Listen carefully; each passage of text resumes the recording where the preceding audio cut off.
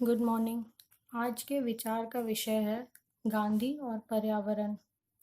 यह सेमेस्टर 6 के paper DSC 4 का टॉपिक है। पर्यावरण पर्यावरण वह परिवेश है जिसमें व्यक्ति, जानवर या पौधे रहते हैं या संचालित होते हैं। यह भौतिक और जैविक दुनिया के सभी तत्वों को संदर्भित करता है। महात्मा गांधी की पर्यावरण संबंधी धारणा का मुख्य आधार मनुष्य और अन्य जीवित प्राणियों के बीच की घनिष्ठता है।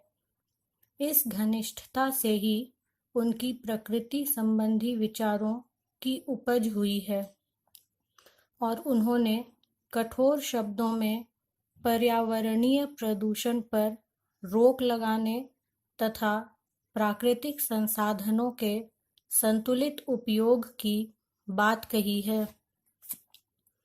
वे कहते हैं कि मनुष्य और प्रकृति के बीच हमेशा से ही करीबी संबंध रहा है। इन दोनों के करीबी संबंध के महत्व पर बल देते हुए महात्मा गांधी कहते हैं कि मनुष्य का शरीर 5 प्राकृतिक तत्वों से बना है। स्वास्थ्य के उद्देश्य से प्रकृति और पर्यावरण का महत्व बहुत अधिक है। महात्मा गांधी कहते हैं कि प्रकृति शोषण का कोई साधन नहीं है, यह प्रेरणा का स्रोत और बल है। वर्तमान समय में मनुष्य और प्रकृति के बीच का रिश्ता एक जटिल समस्या बन गया है। यह समस्या स्थानीय और वैश्विक दोनों स्तरों पर पाई जाती है। जनसंख्या, गरीबी और निर्बाध विकास की तमन्ना ने प्रकृति को खतरे में डाल दिया है। मानव गतिविधियों और परिवर्तन की प्रक्रिया ने स्थिरता बनाए रखना मुश्किल कर दिया है।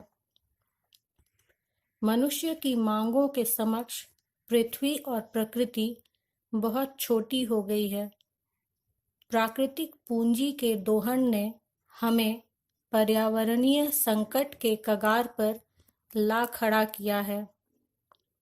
ओजोन परत का क्षय, प्रदूषण आदि समस्याएं उत्पन्न होने लगी हैं।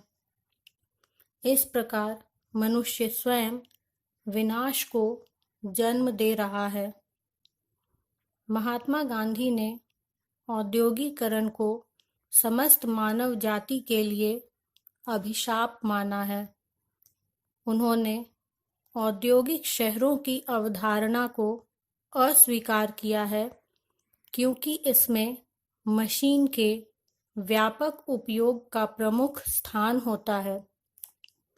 यह एक स्वच्छ वातावरण और पर्यावरण की अवधारणा के विरुद्ध है। उन्होंने जीवन में सकारात्मक बदलाव लाने के लिए स्वच्छता के महत्व पर बल दिया है। वे कहते हैं कि स्वच्छ पर्यावरण ही अच्छे स्वास्थ्य की कुंजी है। महात्मा गांधी ने विकास के लिए पशु, पानी, तेल और सौर ऊर्जा जैसे संसाधनों के प्रयोग की बात कही है। उनका मानना है कि ये संसाधन न तो पर्यावरण के प्रदूषण का कारण बनते हैं और न ही पर्यावरण के संतुलन को बिगाड़ते हैं।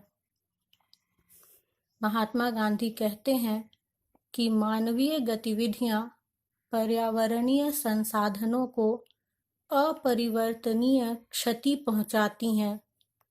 इसलिए उन्होंने लोगों से अपील की है कि हमें प्रकृति का शोषण और उस पर हिंसा करने से बचना चाहिए। वे प्राकृतिक तंत्र को परेशान करने के खिलाफ थे क्योंकि प्रकृति ही मनुष्य को उत्तम स्वास्थ्य प्रदान करती है। उन्होंने बतलाया कि दुनिया के सभी धर्म मूल रूप से प्रकृति के अनुकूल रहे हैं। प्राचीन शास्त्रों और ग्रंथों में भी वृक्षों, जानवरों और अन्य प्राणियों सहित प्रकृति को बहुत अधिक महत्व दिया गया है। महात्मा गांधी ने लोगों से यह भी कहा है कि चूंकि मनुष्य में जीवन बनाने की शक्ति नहीं है, इसलिए उसे जीवन नष्ट करने का भी अधिकार नहीं है। अहिंसा ही जीवन का सार्वभौमिक कानून है। इस दृष्टिकोण से उन्होंने पर्यावरण को एक नैतिक और आध्यात्मिक आयाम प्रदान किया है। Thank you.